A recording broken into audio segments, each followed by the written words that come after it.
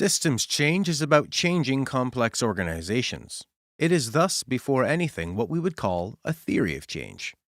It will give us a set of ideas and methods about how to change in complex environments.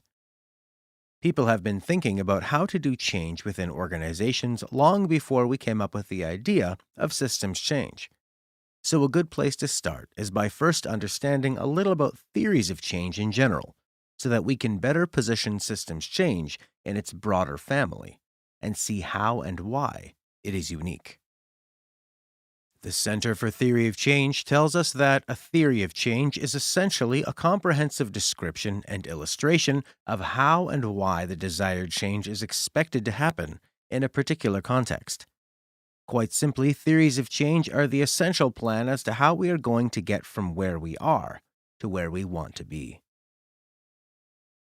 NPC, in their paper entitled Creating Your Theory of Change, break this down a bit farther, noting, a theory of change is a scheme to help us describe the need you are trying to address, the changes you want to make, your outcomes, and what you plan to do, your activities.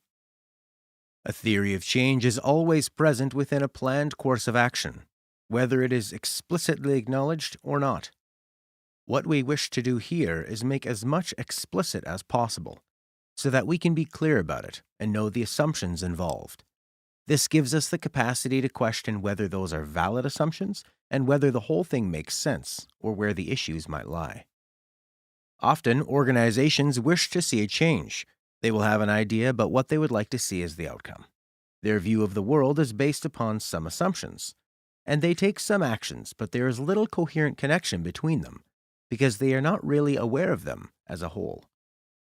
As such, a theory of change is a powerful tool that helps organizations articulate the connection between their actions and their mission. It aims to give an outline of both the assumptions involved in supporting the change process and the actions that will lead to the desired outcome. The theory of change defines long-term goals and then maps backward to identify necessary preconditions. Through theories of change, actions and the achievement of the long-term goals can be better understood, connected, and articulated.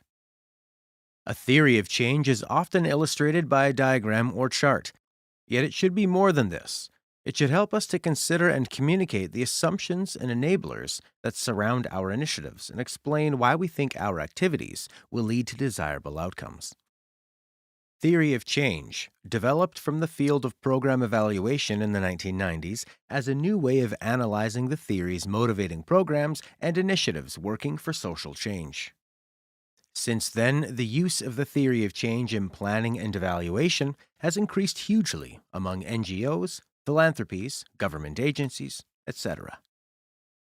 Change processes are now no longer seen as linear, but as having many feedback loops that need to be understood, with links to complexity and systems thinking now forming.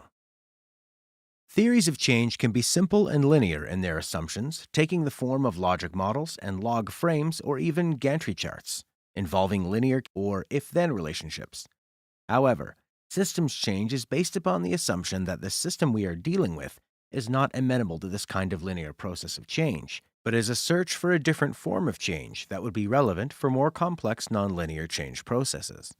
With nonlinear processes of change, one thing does not lead sequentially to another, but instead, outcomes emerge out of the underlying structure of the system, the way the parts are interrelated.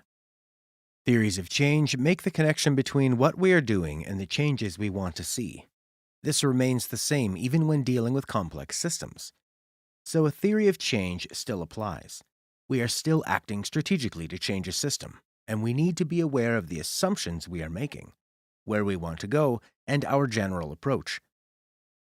The intervention, however, is now no longer a linear process. It is one that instead is based around nonlinear process of emergence.